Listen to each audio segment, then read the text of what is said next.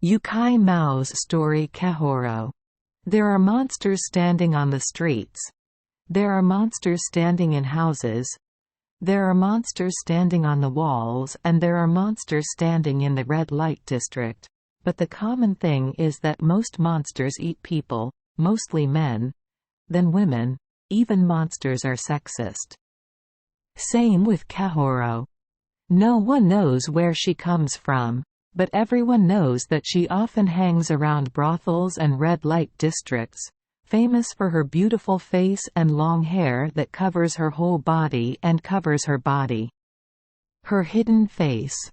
She often sits behind a curtain, or walks on the street with her face covered by her hair to wait for unfortunate victims.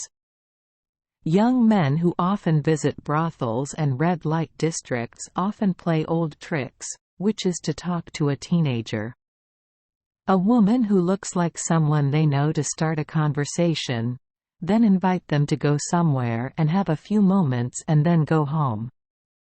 But there are unlucky people who play tricks with the wrong people without knowing that the bitter end is about to come.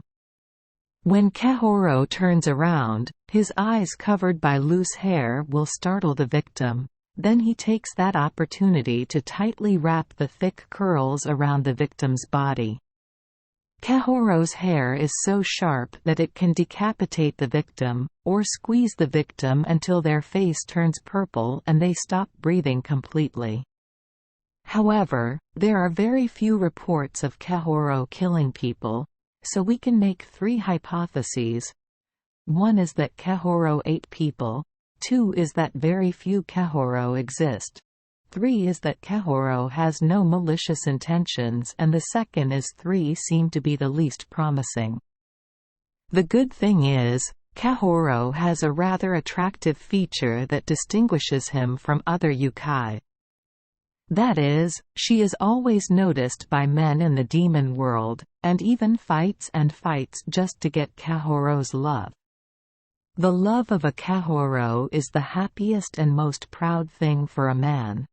Because when she loves, she will become devoted and faithful to devote all the most beautiful things to her man. At that time, Kejoro will cut off a part of his precious hair to give it to the person he loves, or tattoo his name on his body to express his feelings. It sounds like young people today, after getting tattooed, they broke up and didn't know what to do with that forgiveness.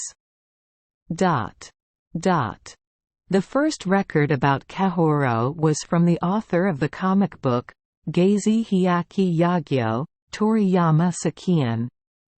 At that time, there was much debate about whether Kejoro had a normal face or the ugly face of a traditional yokai, as well as whether Kejoro was related to Naparabu or Ohaguro Betari, the author said.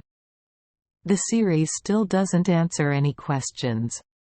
Thank you for joining us for today's fairy tale. We hope these stories bring joy and meaning to your day.